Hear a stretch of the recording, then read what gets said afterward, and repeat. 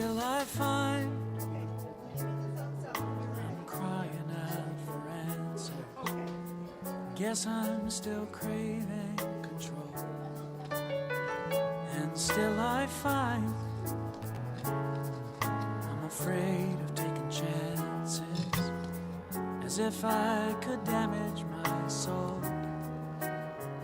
But at this moment I remember it comes so clear to me that the minute I surrender, I'm as safe as I could be. Just check the pictures to make sure we've got something up. I don't need to know where the time goes, 'cause God knows. I don't need to know what the future holds, 'cause God knows. I need never know how pain ends, how my heart mends.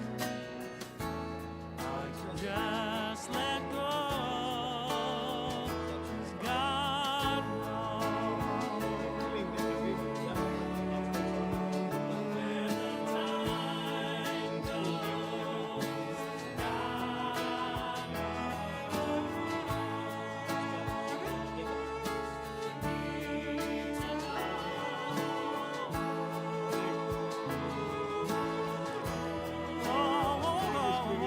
I need never know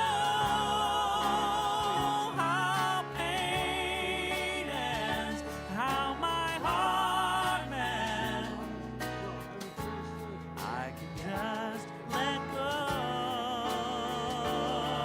I can just let go.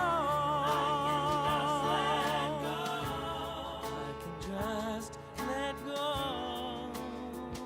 'Cause God knows. God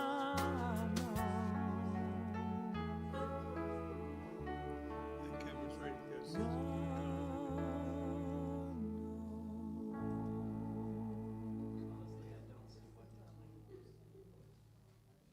You've cleaned it? No, I have no idea what to clean.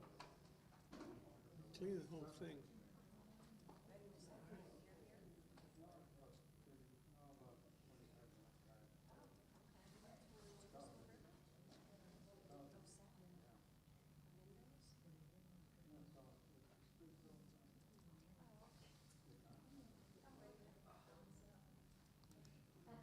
Michael, there's so many subfolders underneath. I don't know what to do. If I delete them, it's going to wipe the folders.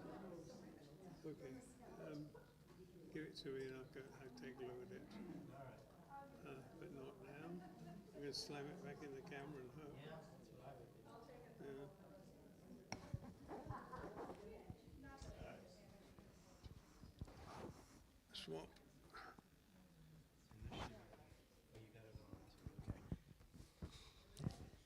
Fire! Thank you guys back there with the sound team. Appreciate you. That's not an easy job. That's not an easy job because Spirit just flies around here and messes up all the wiring. Well, I want to thank you for spending a good part of your weekend Sunday with us. This is important, so thank you very much. So let's pray in, and then we'll have a chat. Oh, thank you, God. We just open fully to your divine grace, for we know this is all in your hands. And knowing that relieves us of the burden. Thank you for placing the stewardship of this precious temple in our hands and in our hearts. We rise to the occasion to take care of things for you in this beautiful garden, and we are grateful to be able to. Thank you, God. Amen. Ah, that felt good. So, this is usually the time that an interviewing minister would do a workshop. I have different plans. I tend to do that from time to time. Because most of you in this room have recently had a few workshops, classes, because I was working with the interim team to help with the ministerial transfer. And I've been coming once a Sunday for quite a long time. So I didn't want to just throw a workshop out there that half of you may have already had something similar and not be interested. That's really the only reason. I could give one, but I really think we can use our time better, because I know you all have questions. And so do I. I think it's really important, and the search team and the board has done and Unity, well, it's not Unity Association, it's Unity Worldwide Ministries, has done their very best, as they do, to match things up. So we rest knowing that good work has been done. But I also want to know how many of you would like to know more about the process of actually finding, interviewing, and instilling a Unity minister into a Unity center. I've had some people ask me about that. But before we get into the nuts and bolts, I'd like to know a little bit about you. I know a lot about some of you, a little about some others, and nothing about some. I'd like to know, just for my own research, I am a scientist. I like to find things out, and this is useful especially to the board. How many of you have been coming to Unity, either here or elsewhere, for anywhere from, this is my first time, to 1 year, the newbies? 1 year in Unity. No more than that, just 1 year. So we got 1, 2, 3, 4, 5, 6. Okay. That's our newbies. Welcome. And how many have been coming, let's say, over a year to up to 3 years? Okay.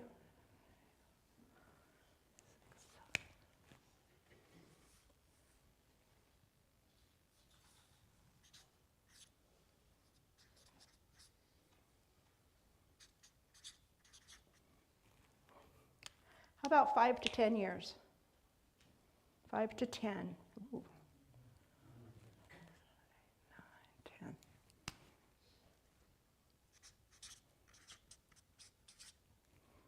More than 10 years in Unity? 10 to 20. 10 to 20. 10 to 20. You have to count the years, 10 to 20, because this is great. I love seeing this. 1, 2, 3, 4, 5, 6, 7, 8, 9, 10, 11, 12. Ooh.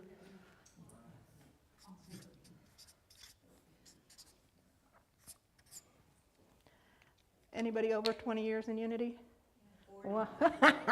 1, 2, 3, 4. Keep your hands up. 5, 6, 7. 8. Thank you. 9. Wow. Now, I'm gathering this information because I like to have at least a reasonable idea of the foundation here. What you probably know your first few weeks, you kind of know we have a Sunday service. It's similar to a little of the Christian ones you've been to, with a few things different. That's kind of where you are. As far as the principles, the metaphysics, all of the deep diving stuff, probably not so much. When we get up into this range, we know that you have a pretty good idea of what you're getting into, and that consistency is important. That's why you keep coming. So that's just something that I want to know. Anybody here for the first time, or the first week, or the first 2 weeks? The first 3 months? First 5 months or 6 months? You guys relatively new? Okay. I'm going to have just a quick conversation with them because this stuff fascinates me. How did you find us? How'd you find us? Mr. Jeff Buddhist? Well, when I first moved here, my temple was no longer near me, so I had to travel to my temple. Okay. And because I am a Buddhist... Can you guys hear him? You want me to bring the mic in? No, you don't need one. I'll stand up and Okay. hook up. There you go. I moved here a year ago, and I'm a Buddhist. And my temple is in Fort Myers, where it was, so I had to move to the other temple in Sarasota or in Orlando, which was an hour and a half to 2 hour trip.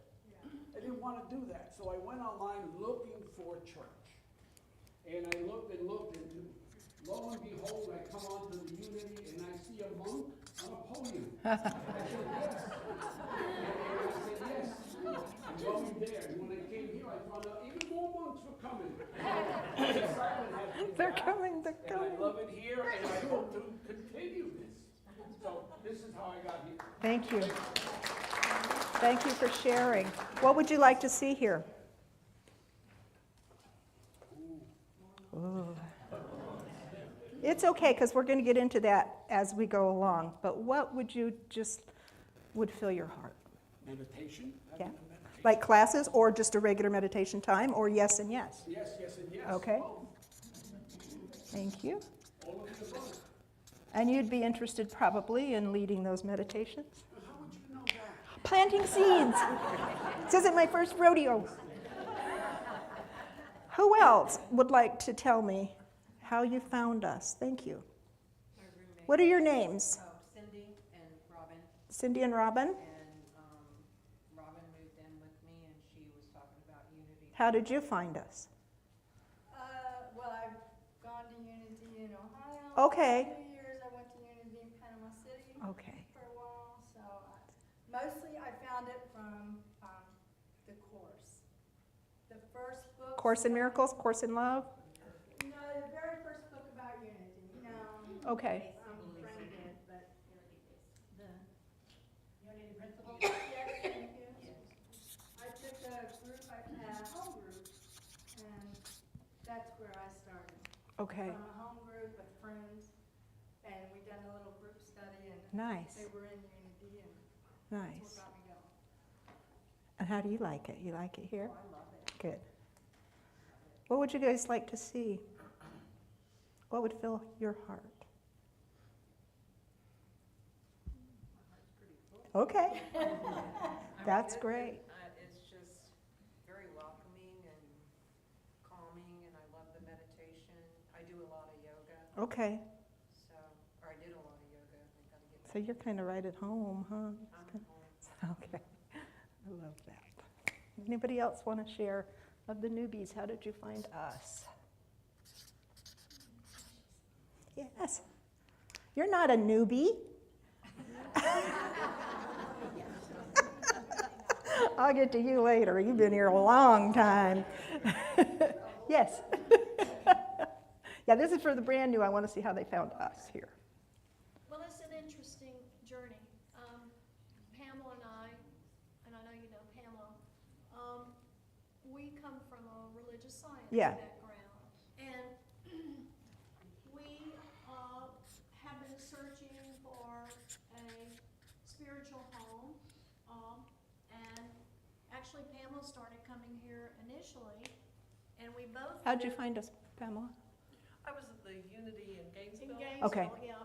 Because I like having, it feels good to walk. So you were into familiar a- with Unity Core Science and Mind? Familiar, but Yeah. I was not attending. And I decided I wanted to have some community. And I Okay. thought, well, I'm going to attend a Unity church. Okay. And Reverend Marcia was the speaker. Oh, And I was like, wowed, and I went up and introduced myself, and she goes, oh, well, there's Unity in Citrus County. I said, I never even knew there was. yeah, visibility. I just had no idea there was anything close. Isn't that to me? Back to me.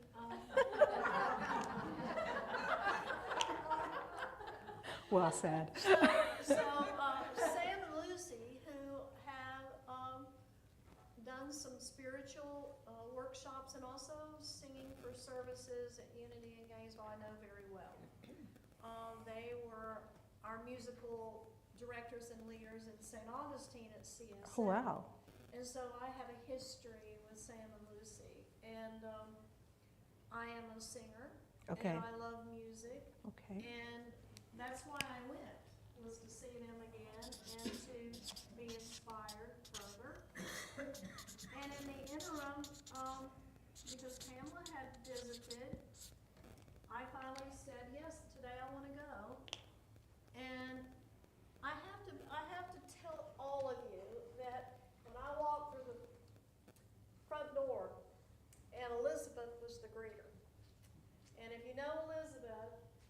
You know how special she is.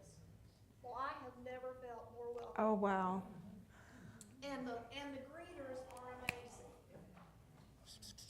Interestingly enough, I've been to other Unity churches where that wasn't the case. Okay, good to And know. so when Pam kept talking about here, I went, okay, I'm ready to go.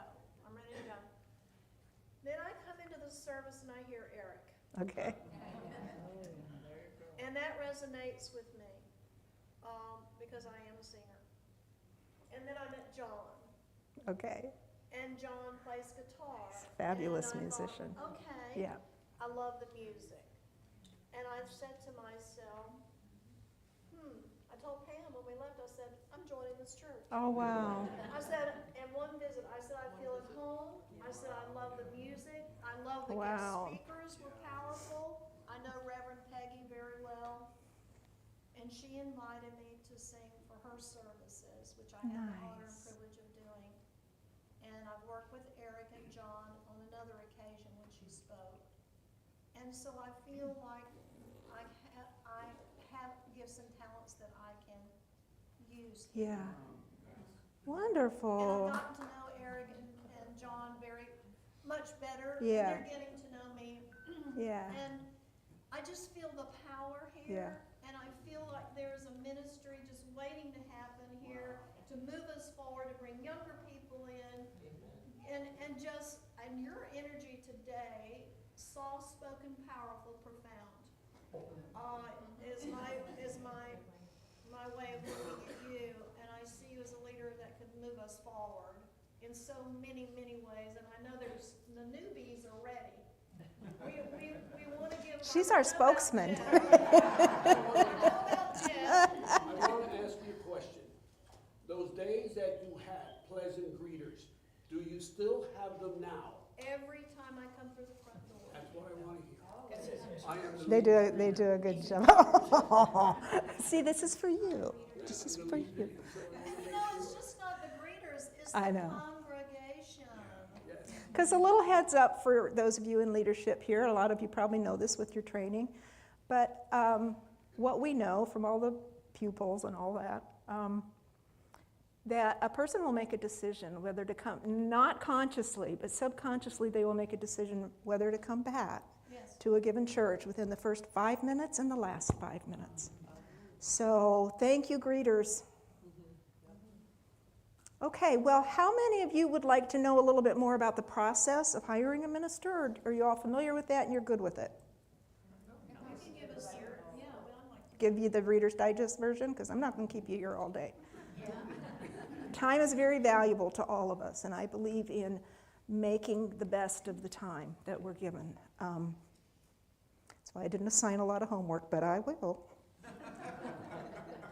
It'll be fun, I promise. Well, the Unity hiring process is very unique and wonderful. It's an extraordinary process. It's been going on for decades since we started forming churches, which actually wasn't until actually helping them form in the field, not until about the 50s. The founders of Unity, the Fillmores, did not want to train ministers or have another religion. That was what they did not want to do. They did not want to have churches out there. That was not their intention. It was their intention to be this incredible grassroots movement that truly worked on creating a world that worked for everyone. So from the onset, everyone was welcome. And they would bring in, and this is back when there were no phones, there was no electricity. I mean, these people camped in the orchards, and these ministers came together. And they were to go back to their churches and just really, and the gathering of all of these spiritual leaders in one place all the time to talk about the beauty in our diversity is equally as beautiful of what we have in common, because it makes up this beautiful tapestry. And it was really forward thinking of the Fillmores at that time. But of course, if you think about that at the end of the 1800s, coming off of transcendentalism. You could kind of see the transference, but it was pretty groundbreaking. And what started happening over the years, because they wanted teachers out there, they wanted licensed teachers out there, and doing this incredible prayer and meditation techniques. They were the first students of Emma Hopkins. The founder of religious science was their last student.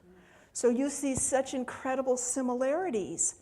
And I think Ernest Holmes just brings Fillmore's message into an explainable way, a more direct and easier to follow. But it's interesting that we're sisters in this spiritual journey. But it was really meant for them to go back into their churches and be this light, be this accepting, wonderful, intelligent, learning, educational light.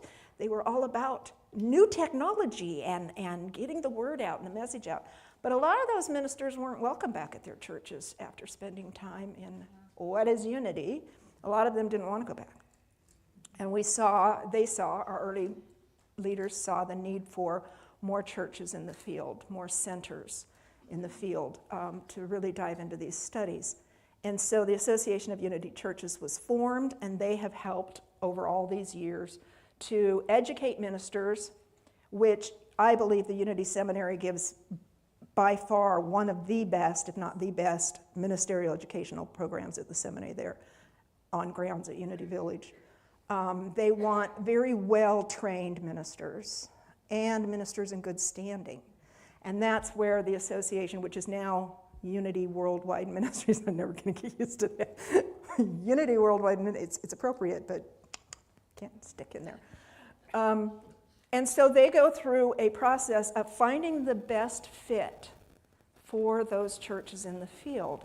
And that is based on a lot of criteria. And so when a church is in between ministers that they're wanting to hire, and they're also in good standing with the Association of Unity Churches, there you go again, then they assess the church and see where they are foundationally with the principles, how they are financially, what kind of a match that is, where they are geographically, where they are in the spiritual birth of unity, because churches have, we keep recycling, but we do have those age stages, which you'll get to learn all about, I'm sure, at some point, if you want to. And so they will send the group, and there's a search team that you guys have done such an extraordinary job, by the way, thank you. The board and the search team has gone through all of the hurdles for you, done all of the legwork, and made sure that you're finding some good matches. And the association, it usually recommends a transition specialist, which you brought in one of the best, Reverend Dan, I love him. And they then begin to see where the training is, where, if any, weak spots, where it needs to be strengthened, where everything is. They work very closely with these teams.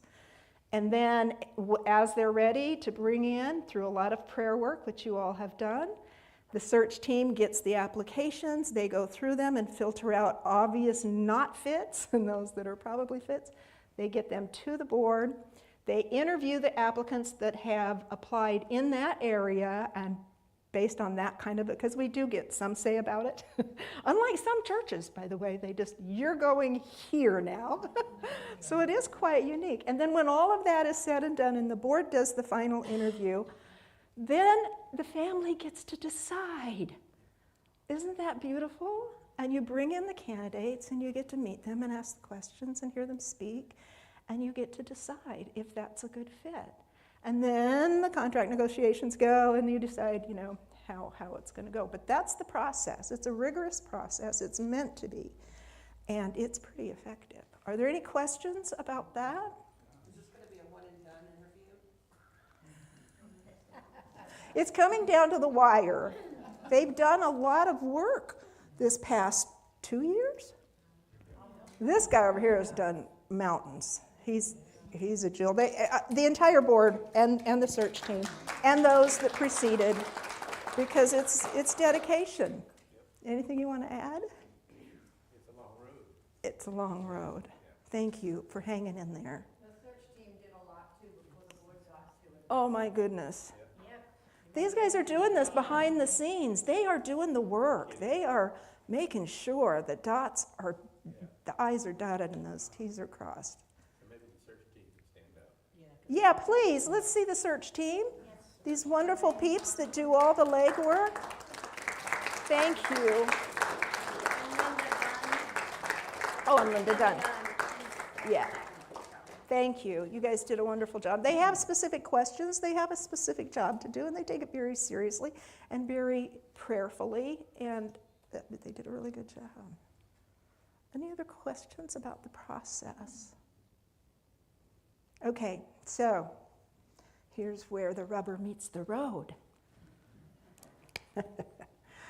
I'm going to just throw a couple of things out there because this is what excites me. And I don't believe in accepting any job that doesn't excite me, that doesn't get me going. That's just, I'm old enough, I can do that now. And no, you don't need to know how old. It's irrelevant. So, we are in a new time. We're always in a new time, and this one particularly so. In between when I was here as a full-time minister, and then I left to take care of my husband and his business, I did a lot of training in the field in our region. We have regions all over the globe. We have a southeast region that goes from the Carolinas and all those states underneath them, I think over to Alabama and Florida. And then Florida itself has 3 regions. So I did a lot of training, board training, chaplain training, different things. And appreciative inquiry, which is where the church is ready for a vision and they want to go through the steps of how do we get there. And I noticed some consistencies, because I'm a scientist, I like to research things. This is going on in all of these churches. And I've noticed that this is a bigger swing than the swing that you see every 7 to 12 years, which makes sense, 7 is completion. Because then we go from infancy to teenagers. But this was something unique. This was something that I recognized as a total shift in consciousness, which excites me. What I've noticed, even in retired communities and youth communities, you're not getting the Sunday school traffic like you used to. Some churches are doing it better, but it's not because of the Sunday school department. Things are different. This internet and our global ability has changed things tremendously.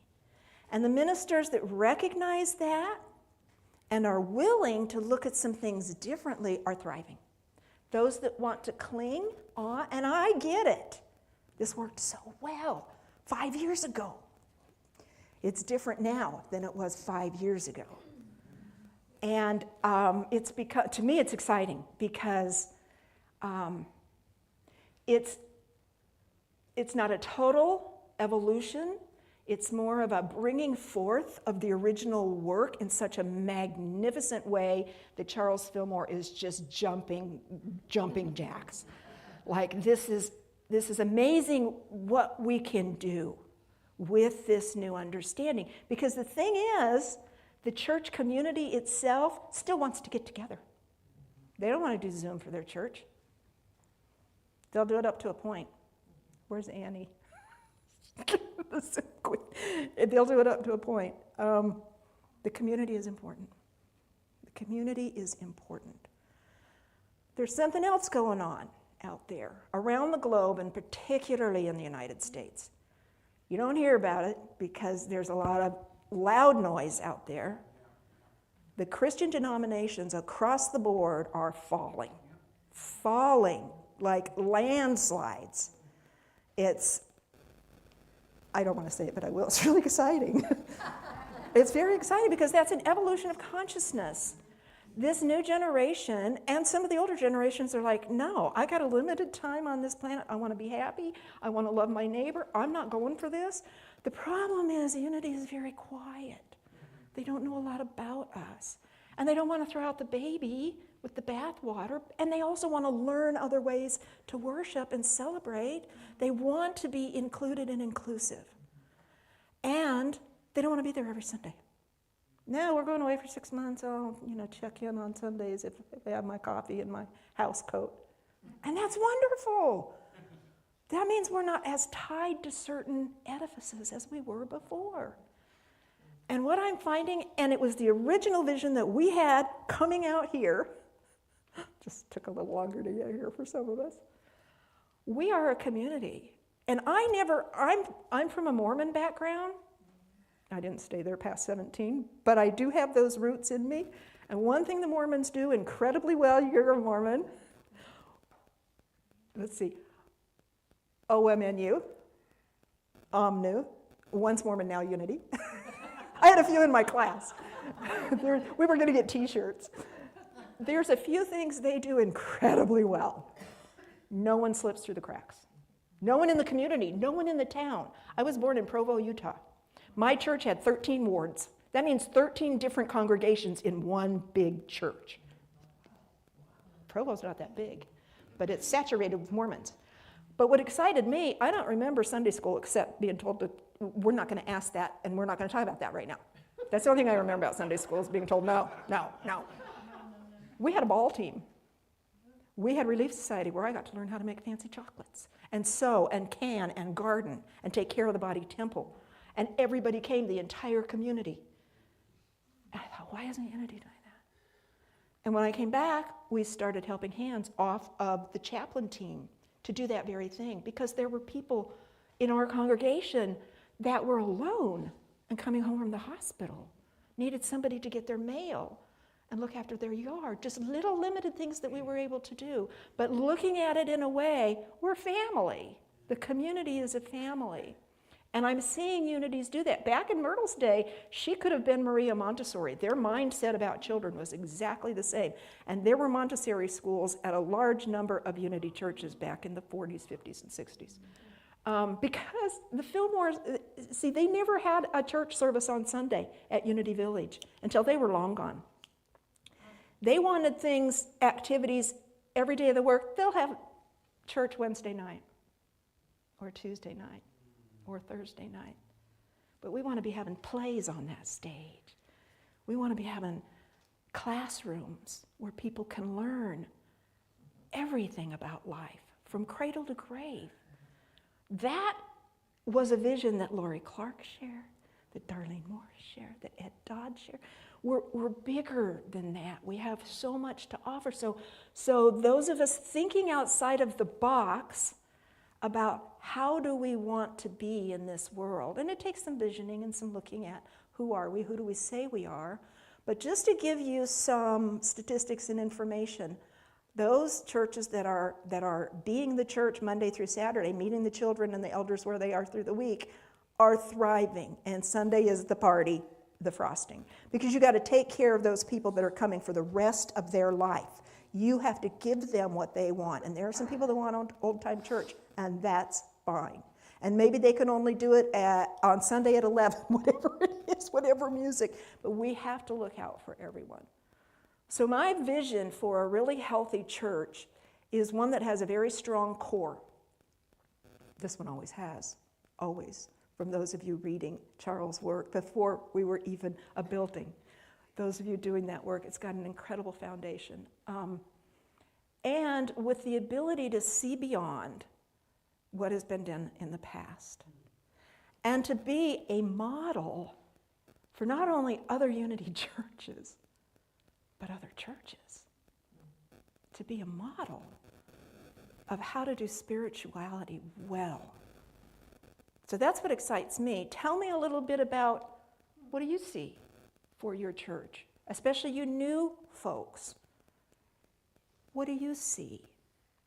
It's not something that can always be answered in a day. It's going to take some visioning and some thought.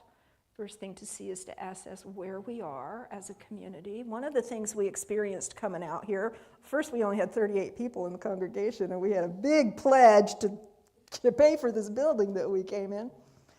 And Ples Lofton told me after service, December 7th, 2003, was our first service here. Yeah, interesting, isn't it? We had a lot of veterans there. Well, not a lot. We only had 38 people. But he told me after service, 38 people, this ain't going to cut it. You watch what God can do. Oh, my goodness. And what we realized, we had to make some shifts because we were, excuse the language, hell-bent on having a children's ministry. Well, I was, because I was a Sunday school teacher. I was ready to have this whole wing is going to be children. And I trained the Sunday school teachers, and we brought one of the regional directors of YOU came in and said, this place isn't ready for a children's ministry. I said, it is too. Excuse me, I don't care if you've been doing this 40 years. It is.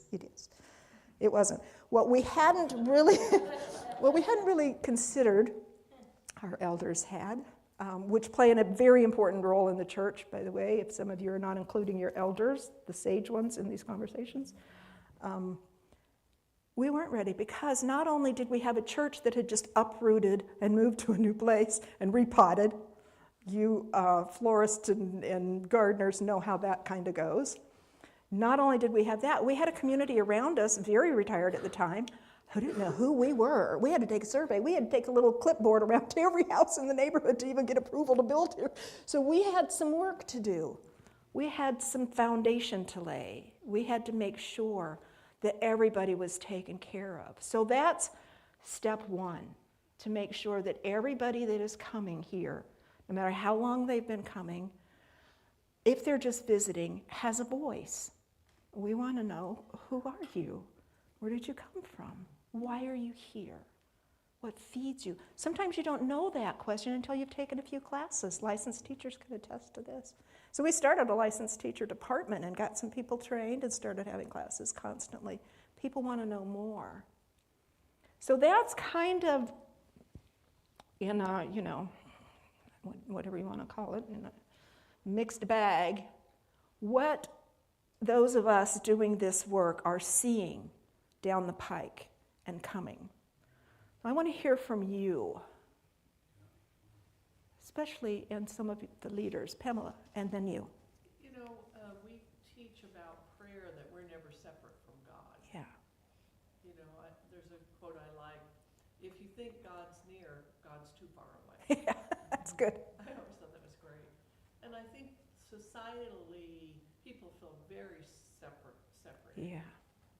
And we teach the beauty of not being separated. Right. And so I think we have a message. We need to put more emphasis on that oneness message.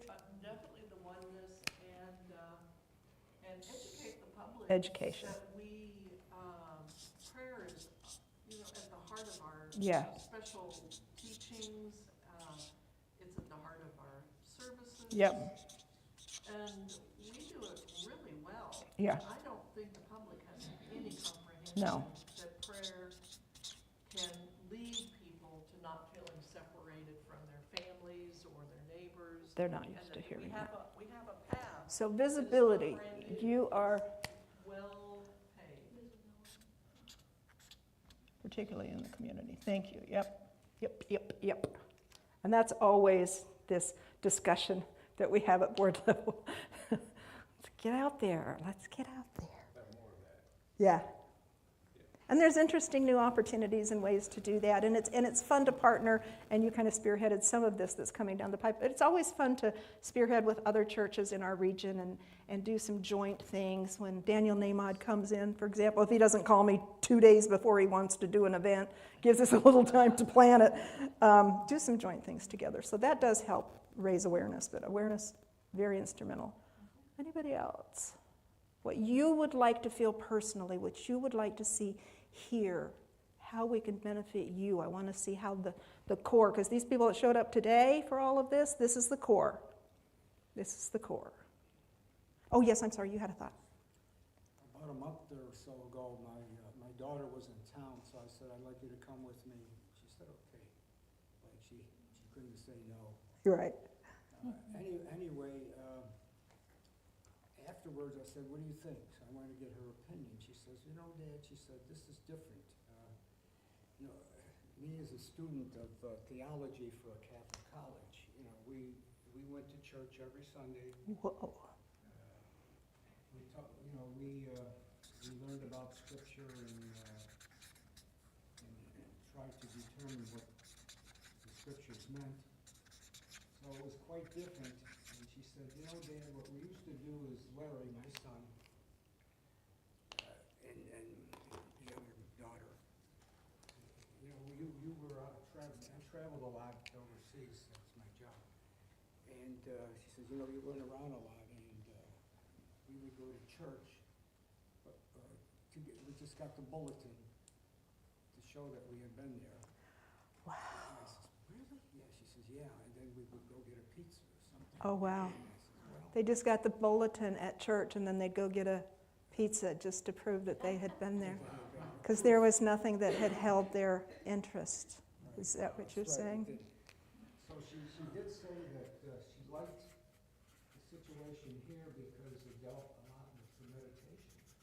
Okay. She says, you know, that's what I do for religion. I do that now, I meditate.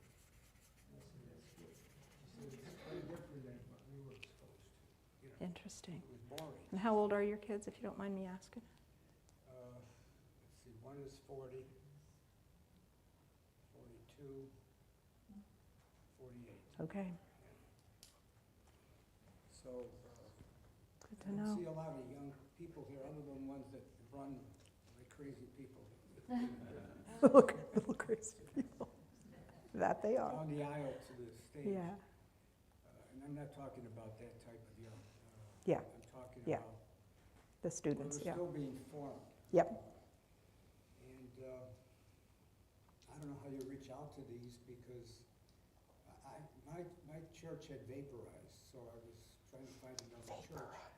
And I used to work out at Anytime Fitness, so I pass this all the time. Okay. I wonder what that's all about. So you saw it just passing by. I was a passerby. Passerby-er. So I pass by, you know, usually 5-6 times a week, Oh, and then double that to go the other way. And I says, I'll check. So I asked people there, I said, have you ever heard of that church? And I said, it seems kind of nice, because I'd been here once. And they Okay. said, no, they serve beer there. they serve beer here? That's what they told you? No, they asked me, do they? Oh, serve they beer? asked you, That's do, important. do they serve beer there? That's important for them. That's Okay. important for them. Beer Note and- to self. I should have said yes, and pizza. And that would have, you would have had an influx of. Yeah, let me give them a, so he brought his daughter, and she's in that age range, they're seeking, they're searching, and the meditation she was drawn to. And he was asking some folks at the place that he works out, that's how he found us, because he drives back and forth to go work out. He works out an awful lot, just saying. Times a week. I gotta up my game. And he asked the people there if they knew about us, and you said that, do they serve beer there? I think they wanted a different type of. Wanted a different type of meditation and church, yes. See, not on Sundays, but who knows? You had a thought, Elaine. This is my spiritual home, and it was my very first minister. I remember. Loved me. And I love that we have community here. Mhm. I don't think we're looking for community, I think we already have it. Okay, And okay, good point. today, with everybody coming back to have this workshop with you, and Debbie and I definitely want to be involved in that. You do a lot in the cafe after everybody's gone home. We sometimes don't leave until 1:30, 2 o'clock. I know. But everybody chipped in today. Nobody asked who, what, where. They just grabbed stuff and brought it in. Where do I put this? Where do I put that? And that is beautiful. I don't ask very often. I've had to ask more often recently because I've lost a lot of people in the cafe. Okay. One reason or another, don't miss. Okay, so we need volunteers. But I think that you're gonna be a magnet to bring a lot more love to this church. And that's the way I feel about it. Love. Yeah. Anybody else have some thoughts? Thank you, Elaine, thank you. In the very back, thank you so much. I want to hear ya. Even though I have a big mouth, so. You know, I was sitting in church this morning and I was looking around and I thought, where are the young people? And back in the day, when I belonged to the Baptist church and the Sanctified church, we used to have Friends and Family Sunday. and I think I mentioned this before, where on a particular Sunday, it could be the fourth Sunday, everybody brings a young person, and I don't mean 50.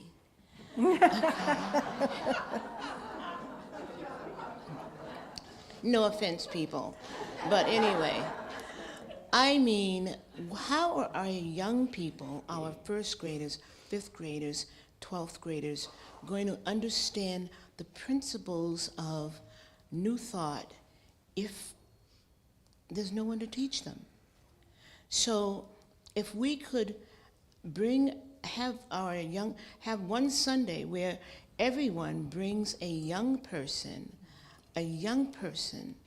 to the service, and the service focuses on the principles of unity and maybe, yes, a meditation. Young people are learning more and more about meditation now. They do, but let me just share something with you, not to dispute anything you've said. It's very necessary, but that's old church thinking. They're not coming on Sundays. They will come that day that they have to with their parents or their grandparents or their great-grandparents. They don't come back. We've tried that for years and years, decades in the Unity churches. What we have found that is effective, and there's a few churches doing it very, very well.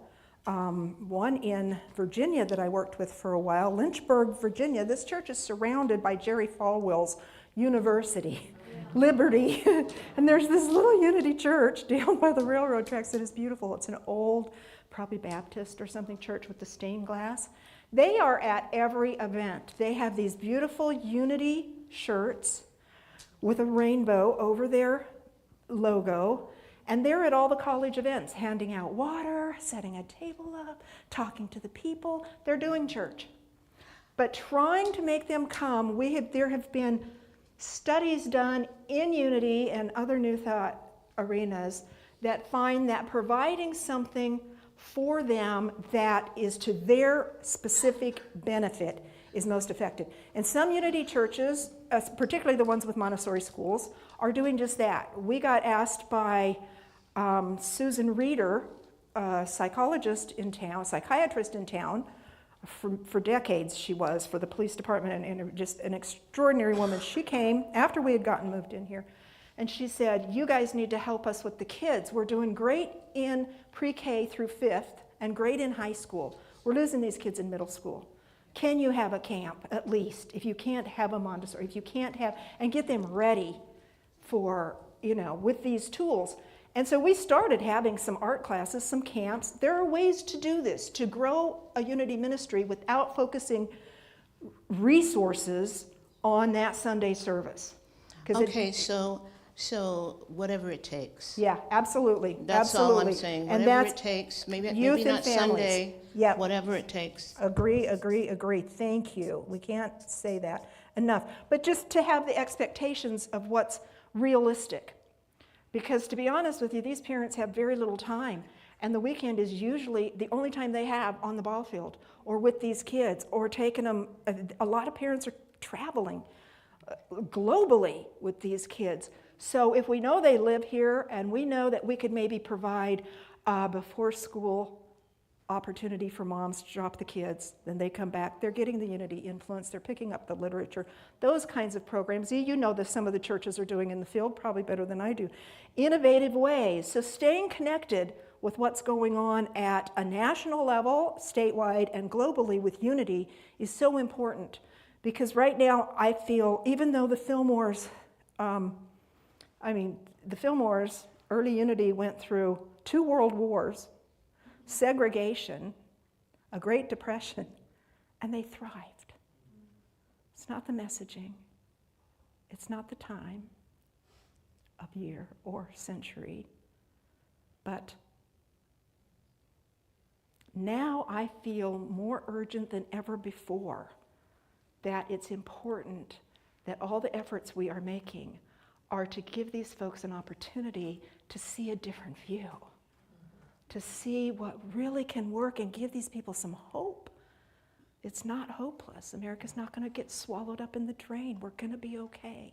It's going to be all right. So the more innovative we can get, and even though those master plans work pretty consistently, it does come down to some very territory things as well.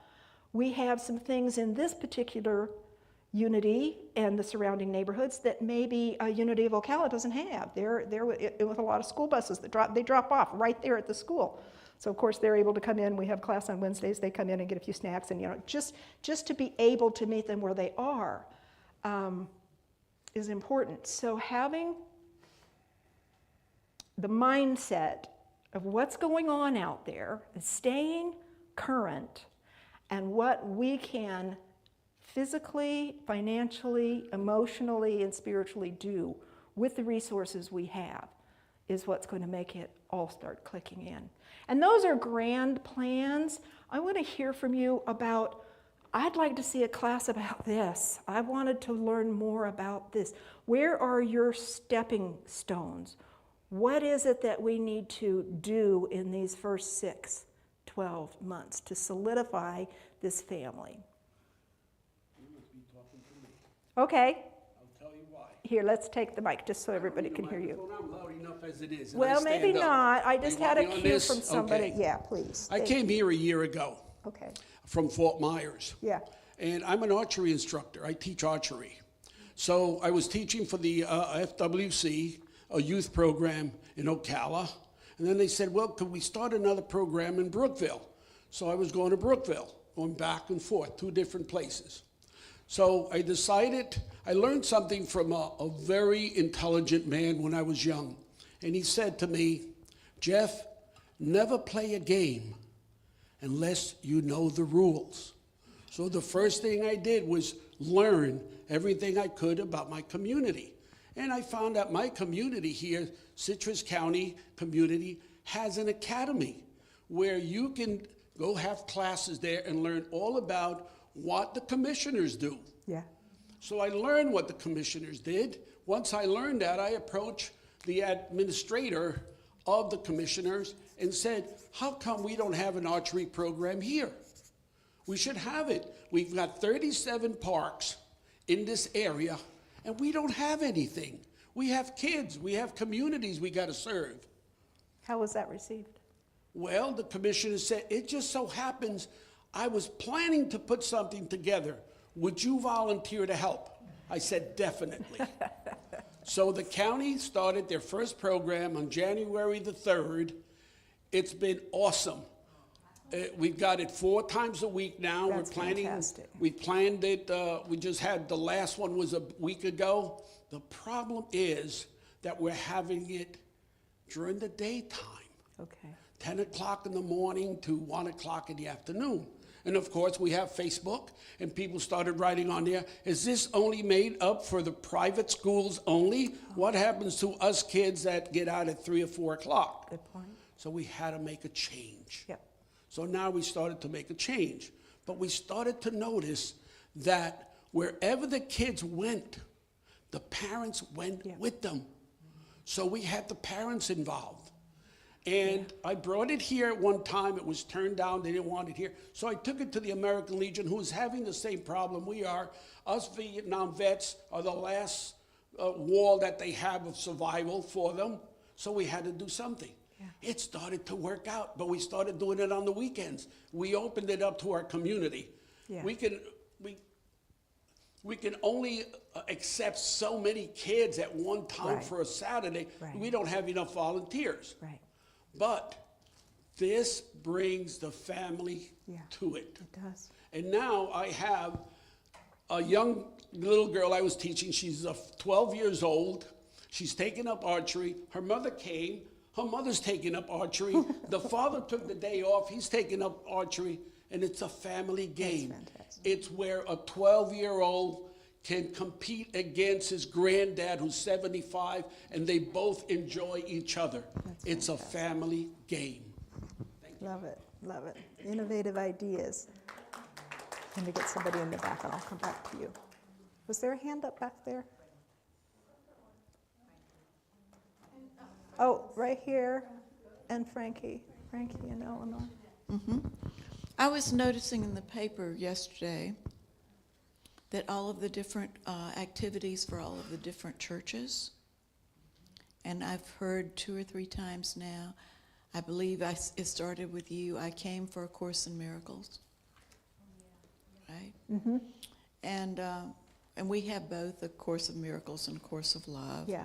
Ongoing classes. But we also have many other things happening here. Yeah. So I noticed in the calendar they were asking for someone to, I can't remember the phrase for it, to help with publishing with the interfacing with the newspaper and so forth and so on. Publicity.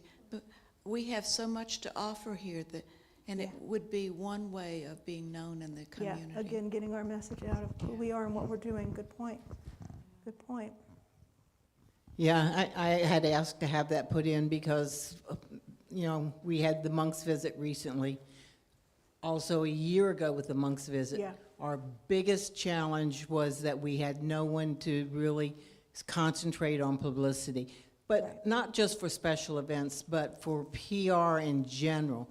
The community doesn't know us. Exactly. And was one of our goals in having the monks visit. The committee is now planning for a big event. Next year will be the 35th anniversary of this church, the beginning of this church in, was her name Sandra Musser? Mm-hmm. In her house. So we were looking at like a big celebration for the 35th anniversary / birthday, and something that we can invite the community in. But again, we need, as Frankie said, someone for PR, someone for publicity, and I think it's not something that would take out all of everyone's time, but we definitely have that need in this community. Yeah.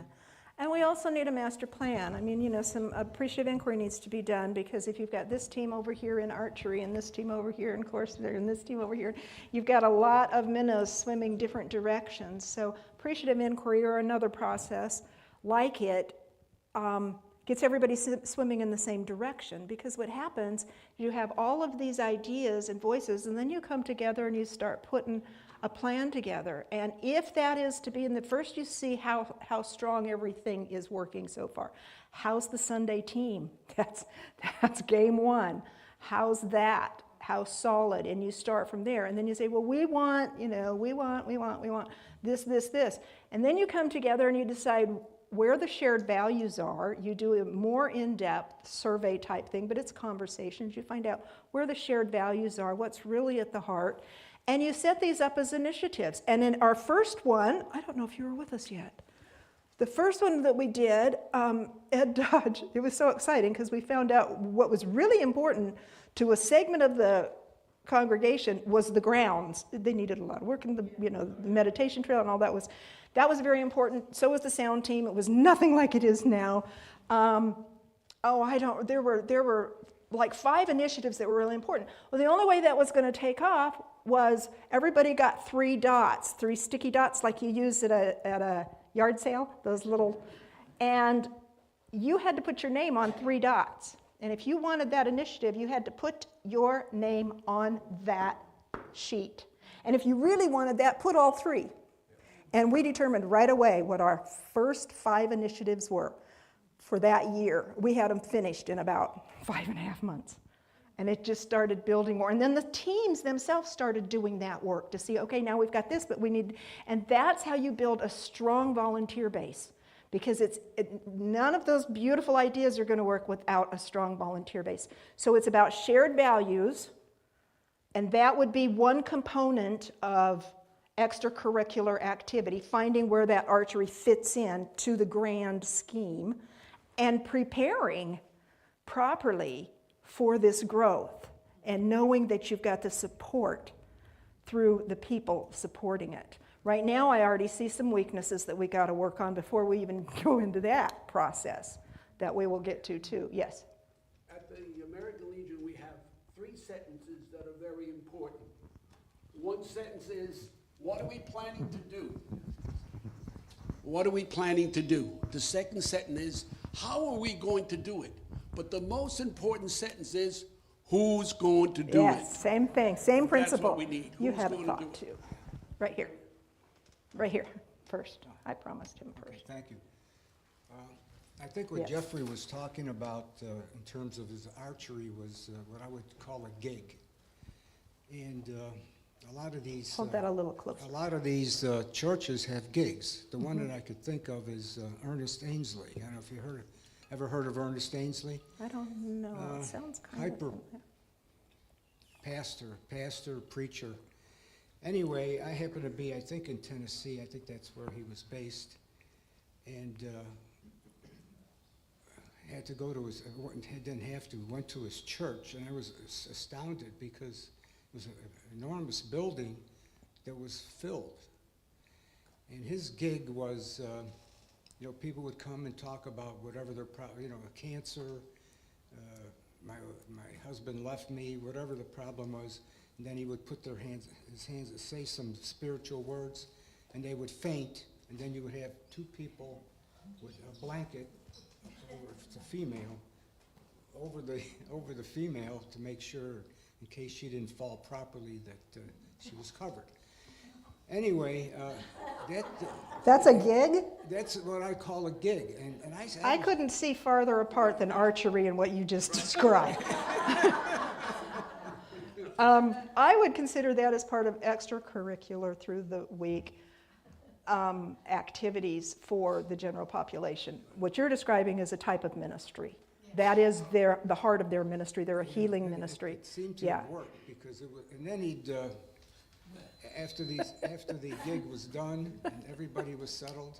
I he love had that another word. building which had a tremendous breakfast, which he had to pay for. Now that's kind of a gig, the Yeah, breakfast. that's a Yeah. gig, yeah. Okay, So- we got some other here.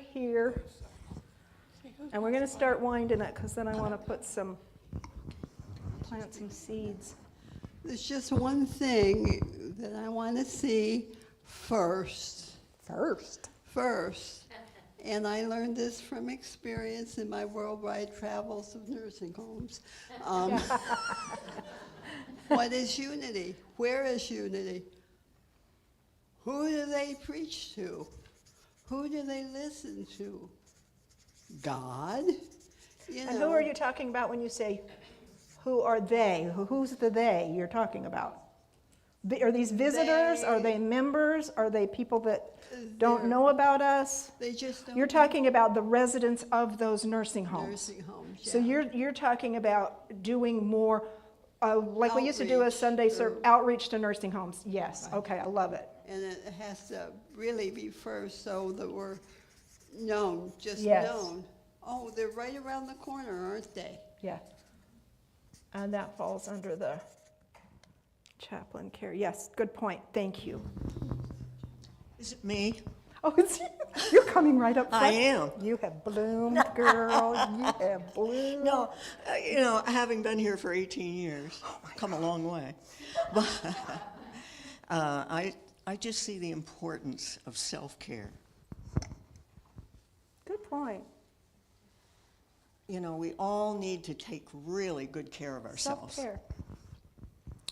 That could And fit you- into lots of categories up here. There's the basics that we have here, the Unity basics. There's the prayer chaplain program where we learn affirmative prayer. This, in my opinion, is a mental health facility. It helps us all to grow in a healthy way. But we need to spend the time on that. I think in the airplane they say, if anything happens, put the oxygen mask on yourself first.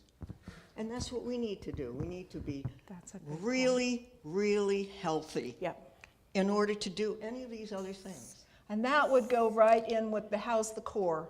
The core, this group of people here, how are you? Do we have some volunteers that are burnt out? Absolutely. How's the core? That's the stepping stones, that's the foundation. How are we doing, not just on Sunday, but, and really when you're talking about unity, you're talking about holistic. And that's part of that core That's what work. I'm saying. Thank you. That's part of This that. is so important. Now, I know one of the things that has happened last year and this year is we only got one new person on the prayer chaplain team. You know, and we should have 12 or more on the prayer chaplain team. We've had similar struggles. But I think people are not taking that extra time to make prayer such a high priority, and especially affirmative prayer. We need a class entitled Teach Me to Pray the Affirmative Way. Are licensed teachers writing this down? Licensed teachers. We do have licensed teachers. Licensed teachers, will you please stand up? Licensed Unity teachers. Mary, you're not going to stand up. You better stand up. So that may be a foundational thing to get some helpers in that. We got something here, and then from a licensed teacher. Since you asked me to stand. Yes, I did. I still kind of miss us talking about what's in the room. We can create Thank you. new ideas, So, but what's in the room? communication from the communication specialist. Maybe you'd like to teach a class on that. Oh, this. See, this is what's popping. Now you're just seeing, we're planting seeds here, by the way. We're not figuring out our chronological way through this. We're planting seeds. You guys' visions are popping out. Well, I have to say, I've heard several people talk to me. I just say, is there a class in how to pray affirmatively? I don't understand what that means. I'm not very good at prayer. I don't feel like I don't know how to do it. I've gotten out of practice or something. I need to do something in a different way. So, Thank you, Barb. I'm saying that people are asking for this class. Yep. They're So- taking notes back there. Yeah. I see them. They want to know how to. And that's the how to foundation do of prayer. unity. That would be a great title to put in the newspaper. How to pray. Wednesday evenings, 7 to 9. Classes, classes, classes. That's educational. I was just going to say a couple of things. One, Barbara took out already, as that I think when we look at the graphics, we don't have a lot of kids. We do have a lot of sub and full geriatric populations here. So anyway, I think we need to pay more attention to those of us that are not quite back to as the young core. as we were, because we're ignoring That's back to the core. the core. Yeah. The other Good point. thing is we're talking about the children and stuff all the time, and we're ignoring the biggest part of that population that we have as the core right now, because look who's here. Other than, can we We're all- rephrase that, just because I'm kind of a stickler on what we're speaking? Other than saying ignoring them, let's just say that we are working to give them more of what they need as we're finding it We out. need to provide. Yeah, because it's kind of been a little bit of chaos. You've gone through a minister, and then you had an interim come in, so this is really good, and that falls in the core, and you can see where this is going. We build that heart core. We know that every single one of you are getting your self-care, are getting your needs met here spiritually, and fulfilling that, and then that gives us. Did you have your hand up? Would you like to speak? Yeah. I would love to hear from you. Oh, good. Somebody give him the mic, whoever's got it. Oh, I'm not Oh, done. I'm sorry. I'm so sorry. I just wanted to I'm talking about not ignoring. And she's like, not getting rid of this mic. mine. I'm so sorry. What I was going to say, though, is that this can be done in so many ways. At home, I do a weekly get-together every Friday. Nice. For just the women in my community, because I feel there's a need for support amongst ourselves. Sorry, guys, but so many times in a community like that, it's just women. And a lot of us are single women, some are married, husbands are working. The day that I really fell and really hurt myself, as so many of you remember, I had the purple face. And I called for one person, and I ended up with a living room full of people, plus the ambulance and everything else. They took over for me when I couldn't. And I think that's the feeling we need to develop here. It could be through a group, an informal group, like mine comes together to eat and drink. But small ministry. we need to have a very small ministry, that's important. informal type of thing where you can talk politics, you can talk your kids, anything you want. Good and point. people can relax. You're not feeding them the gospel. You're not feeding them something. You're just letting them go. I never say anything on Fridays. I just sit there and fill glasses and pass stuff around. Holy moments. Thank you. And I want to hear from John, too. Yeah. I'll give it to you, John, after I talk. Oh, okay. I was happy to hear, I love Barbara's emphasis on mental health, because she speaks of the labyrinth as a source of mental health. I want to say that I think what we're up to is spiritual health. And it's more than mental health. And I don't think people think of spirituality as health. Good point. But it is. I took a course a while back called Spiritual Fitness. And it was a fascinating thought. We have so many ways to be physically fit. How many ways do we have to be spiritually fit? And what we have here in a spiritual aspect is that we are joyful, we are loving.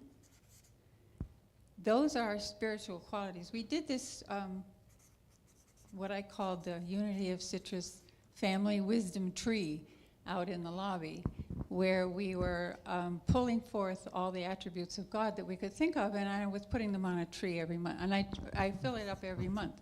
But this to me is what we're about, that other people are not about, is that we are interested in all forms of spirituality.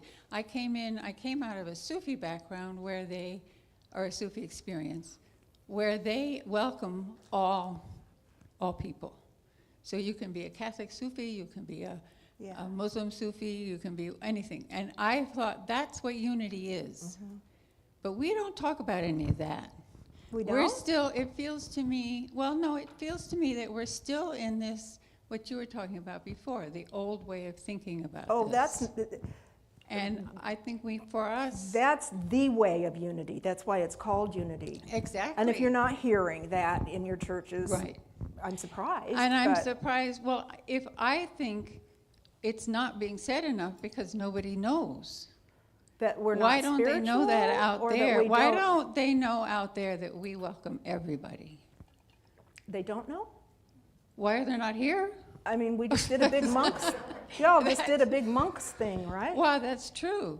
But you see, people are still compartmentalized. Yeah, okay, so you're more about getting the word out. Okay, we're going back then. Well, I'm about getting the word out, but I'm also about for us in our core, and I'm picking up on what Lorna was saying, we are elders. And we are not being elders because we're not passing on our wisdom. And I think that's something that we need to think about. Okay, so you're talking about 3 different categories. I see am. where you're going. And that's fine. I want to hear it all. And I think it's really important to have a wisdom of the sages gathering with the elders of the tribe on a regular basis, having a gathering. That kind of encompasses this. And then what you said about spiritual fitness, one of the things that Charles Fillmore's grandson was so instrumental about getting out to the churches is letting people know that unity, any church that you're going to, any center that you're going to, needs to provide the tools and the information that are spiritually healthy and sound, that are psychologically safe and nurturing, that are emotionally soothing, and that are intellectually stimulating. That's the core of who we are. So getting back to the basics, and then seeing what this group wants to expand on. Okay, gotcha. I still want to hear from John. Can I just say one thing Sure. more? We had a grief group here that was called Beyond Grief. Yeah. And people would come in this church and they would say, what's going on in that room? They sound like they're having a great time. And it was the grief group. And we had a celebration of life a week ago for Peggy Wilford. Yeah. And she was part of that group. And one of the things that I learned through that grief group was this ability to hold both joy and sorrow at the same time. Is that is not a still meeting? No. Oh, okay. That to me is spiritual fitness. Sure. To be able to hold those two at the same time. Yeah. Because we have a history here of what I have to call it, what's the word? There's a cruelty here. It's among people. People have it. I have to accept that. People What are have. you talking about? Well, there's been Have you been dealt with cruelly? It's happened. Okay. And I'm not going to get into details because that's not the point. Okay.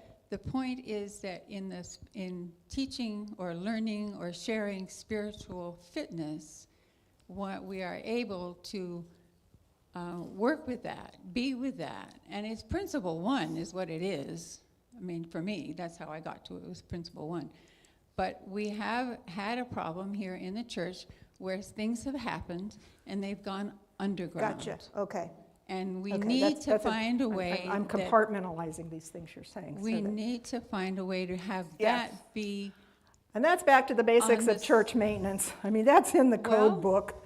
That's basic. You tell whatever it someone, is, we it's- settle it, yeah. boom, Yeah. like any organization. Okay, good to know. When that happens. But it's still happening. So, Okay. Okay. there's something there where, and that's where I'm thinking the spiritual. And do you not have fitness anyone to has go come. with this information? Is that the problem? I don't, well, we discussed it. I mean, the prayer chaplains are alert to this because Okay. that's part of our. Okay, and I our think this is something we preview. can share at another time. Yeah. Because I want to give people that are leaving, if they're, wanting to put something in there. But it's very important, and But we'll I just we'll have talk to about bring that up because I'm glad you did. the negatives are as important as the Absolutely. positives because that's how we Absolutely. grow. Absolutely, and we don't want anything to fester and grow into a big problem. But to let you know and hope it gives your heart a little bit of ease, there are processes. There are processes in our training, in our manuals, in the rules and regulations of Unity Churches in the field. So thank you, so that all of you know. You're not allowed to be mean to somebody and like it. We do take care of the people here, so thank you for sharing that, because that will be addressed. No? You're good? He's telling me no. Well, I've kept you guys an awful long time. Okay, thank you. All right, thank you. Okay. You have the microphone. You're getting your steps in today, girl. Well, I feel that God brought me here in many ways. It's just amazing, but it gave me a chore to do. And he brought me to the church here. He brought me to Inverness here. I didn't know where I was going until I came here. Then I started to find out that what I was learning here was basically what my mind was telling me. So it was deja vu. It's amazing that this happened to me. Yeah. And I'll tell you that everybody complains about age. There is no such thing about age. It's all in your mind. Really, it's all in your mind. And I will be honest, I do not hide my age. I see this guy teaching classes. I mean, I just, And I'll tell you, be honest, I don't hide my age because I love my age. I am going to be 81 years old, and I feel fantastic. That's what Buddhism will do to you, Right. by the way. Well, no, that's what Buddhism and God did for me. There you go. Thank you. God wants me to finish my time here in the church, helping everyone to develop the spirit within yourself. Nice. Once you have that spirit within yourself, the world is yours. Nice. You get up in the morning, you're happy. I'm always happy. I try to make my wife happy. Is that your job? That's one of my jobs. But anyway, yeah, right. Yeah. Thank you. Well, we got. No, John doesn't want to. He doesn't want to. I try. He always has good things to say. So If he doesn't want to speak, that just means he doesn't want to share. Not that he needs me to speak up for it, but. Yeah, we got over here kind of a newbie. Can we get the mic to her? Okay, you yell. You yell, girl. Symphony. I just want to thank you because what you're, part of what you were doing here today was to plant seeds. In my head, you have planted seeds and thoughts, and I appreciate that because I want to do things here and get more active. And the old school of thoughts and actions came in play when I was doing something here. And we all need to be open to different things is what I'm hearing also. And change things. I don't come in during flu and cold season and all that because I don't like all the germs and stuff. And I don't like holding hands my whole life, so it's nothing personal. But I enjoy watching everyone on TV on those days. And I can watch it any day of the week. I don't need to sit there on Sunday. I'm enjoying my retirement. So I go and do things. But to have that television there available to me, and I think it's really important to, I don't know if we're able to tell how many people are watching that. I don't know how that works. Yeah, I think there is. I think but there's ways that to track it. would be a way to bring more people in, because what I found during the monks, I don't know how many people came from the outside. The committee would be able to tell, and I didn't make it to that meeting because we were enjoying retirement. I would have liked to have seen more people from the outside, but again, the publicity, we didn't have that person there to really help get us to that. So if we all put our heads together maybe and ask more, say it like we did with Helen today, this morning, with bringing up that we need that help. Yeah. I don't know computer enough, to do that kind of thing, but it's very important. It's very important. Didn't I tell you when he wanted to speak, he had something important? It's just really important. But thanks for doing this, and I think a lot more classes. Yeah. Somebody was talking about prayer. I don't get it. I'm not getting what I see other people like yourself and others have. I sit there and I'm like, okay. And there's nothing right or wrong with any of it because I'm making that attempt. But I think I think to have those types of courses, because they're in turn then, like we've discussed, maybe getting a committee together and groups of people to go out to where those younger people or older people are and not even preach. My son's a Jehovah. No, I said to him, do not preach. I will ask you questions. I've had many, many good conversations with him. And we don't need to change each other's minds because this is what you believe, this is what I believe. Yeah. But I think that is important, that seed, is to get something. And I would love to be a part of that, but I want it done right. And whether there's a right or wrong, I don't know. We find out in the end. But I'd love to be a part of that, to go out and try to get people. Even if we tell them, watch on TV, and then try to get them here. I don't know. But thank you for this because it's making my mind think. Great. And I want to get more active. There's different ways to do things. And, I would have loved to have seen more profit here, but we couldn't get the people, in my opinion, here from the outside coming in more, It's just important if we want to grow like that. But all of you have said different things about getting into different committees and things like that, Anyway, I'm going to stop because there's more Thank people, you. I appreciate you sharing. No, I appreciate what you do and what all of you do by being here. Here's the core. And I'm going to honor your time. Last statement, unless something's, and then Gina. I just wanted to say that there have been classes on prayer here. Yeah, if you're not, haven't been here in the longer times, we have had those, and probably someone again. Yeah, those are basic. Not that she's been here. Yeah, and things will get rolling. Gina. So I want to say I love having this today, and I'm excited.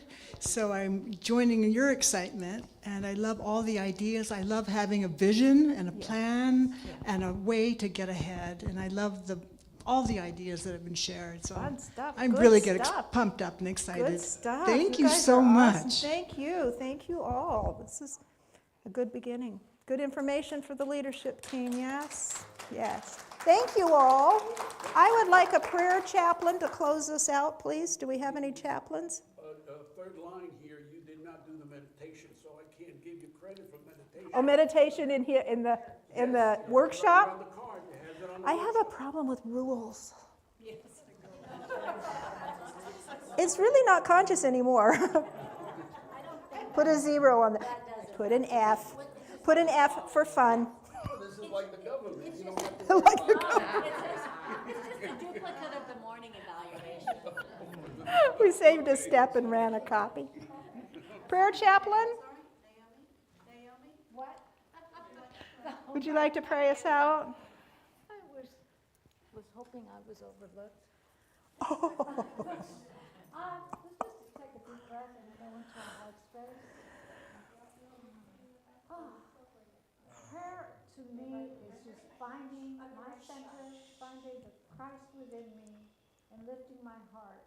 So let's just do that. Lift our hearts up in gratitude for this time, in gratitude for everybody who came to share, to express their feelings, especially for Reverend Lauri, who took her time to ask us what we wanted. And we just thank God for that. Thank you for your holy presence in our lives. Thank you for sustaining us, for prospering us, for educating us, and most of all, for the love that we feel for one another. So, amen. Amen.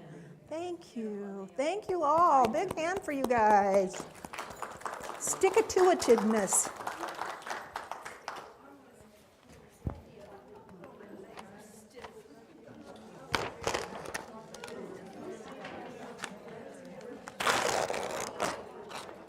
Oops. Coming apart at the seams. Good class. Let's make a time just for you and I. Oh, fun. Let's.